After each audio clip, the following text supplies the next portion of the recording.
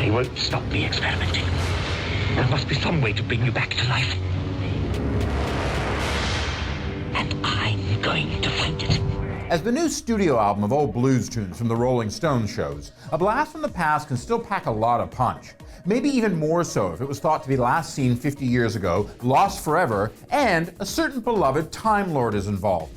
Debuting on November 19th on BBC America, and with almost as many technological tricks that Mick and Keith and the boys use on stage nowadays, the 6-part Doctor Who, The Power of the Daleks, uses old-school animation, recovered and restored audio, and unabashed enthusiasm to bring back to life a pivotal 1966 adventure in the long-running series. And the result is really quite charming, politically relevant, and actually sometimes spectacular, which is a laundry list way of me saying Power of the Daleks is well worth watching, even if you were so fortunate to see the original with Patrick Troughton's first appearance as the Second Doctor, aren't a Doctor Who fan at all, or if you're a fully paid-up honorary TARDIS companion, as I must confess I am, who is waiting for the latest Christmas special and season with the current Doctor, Peter Capaldi, to start. Who knows what this Dalek may do?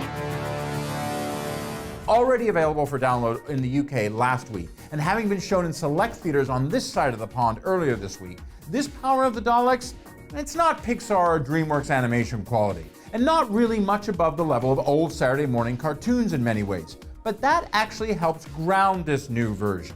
And anyway, the ambition here is in the mix, as this Power of the Daleks has rejuvenated the serial that was essentially erased in a BBC tape purge back in the 70s, as was dozens of other episodes of Doctor Who.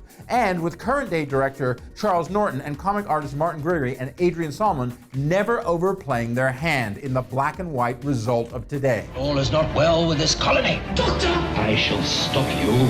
Working from snippets of surviving clips and still photography, with the original audio taped by a fan back when the episodes first ran between November 5th and December 10th, 1966, you're hearing Troughton and companions Ben and Polly, played then as now by Michael Kraz and Annette Willis, figure out who this odd fellow is who has replaced the original Doctor, who of course was portrayed by William Hartnell, and the rise of what has proven to be over the decades the Time Lord's greatest foe is a true treat.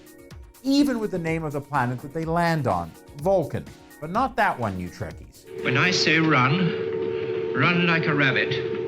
Run! Added to that, the fact that even with some of the limitations of time and budget in 2016, the scope of these full episodes far exceeded what was possible live action-wise back in 1966. And well, this new lead-in to Dirk Gently's holistic detective agency shows that everything is really connected on BBC America, in the best way. And in this era of peak TV, that's power beyond just those nasty Daleks. That's a British invasion and a real grand tour that you'll want to get on board with this weekend, America. Well,